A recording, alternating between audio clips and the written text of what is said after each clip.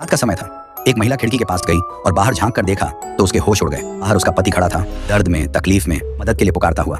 लेकिन यह सब असली था या एक धोखा? महिला जानती थी कि यह एक जाल हो सकता है, लेकिन फिर भी वह अपने पति बचाने के लिए आगे बढ़ी। जैसे ही वह करीब पहुंची, अचानक उसके पति का शरीर फट गया। खून की धाराएं फूट पड़ी और अजीबोगरीब परछाइयां हर तरफ फैल गईं। लाओ हेई ने फौरन महिला को बचाने के लिए खुद को ढाल बना लिया, लेकिन तभी एक खौफनाक चीज हुई। उसके ऊपर शहद जैसा कुछ छिड़का गया, लेकिन यह शहद नहीं था, यह कुछ और था। और यही वह चीज थी जिसने उनके लिए सबसे बड़ा खतरा पैदा कर दिया। दुनिया का खौफनाक बदलाव। अगली ही सुबह पूरी दुनिया बदल चुकी थी। लोग अब इंसान नहीं रहे थे, वे अजीब और डरावने प्राणियों में बदल गए थे। शहर उजड़ चुका था, सड़कों पर लाशें बिखरी थीं और बचने के लिए कोई सुरक्षित जगह नहीं थी। रात के समय एक वैन राक्षसों के बीच से दौड़ती हुई निकल रही थी। ड्राइवर घबराया हुआ था, लेकिन असली वजह गाड़ी में बैठा एक छोटा बच्चा था। वह डरा हुआ था, सहमा हुआ था, लेकिन असली खतरा तब आया जब उनके पीछे कुछ गाड़ियां तेजी से पीछा करने लगी। सर्वाइवल की जंग।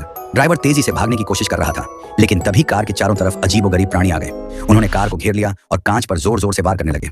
बच्चा अंदर रो रहा था और इसी बीच जियो हेई नाम का एक शख्स उसकी मदद के लिए कूद पड़ा।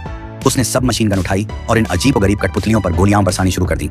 एक के बाद एक वे गिरते जा रहे थे, लेकिन उनकी संख्या बहुत ज्यादा थी। जब उसने बच्चे को गोद में उठाया और बाहर निकलने की कोशिश की, तभी उसे एहसास हुआ कि कुछ गड़बड़ है, क्योंकि अब उसका पीछा सिर्फ ये कठपुतलियां ही नहीं कर रही थी, बल्कि कुछ और भी खतरनाक चीज उसके पीछे थी। क्या वे बच पाएंगे?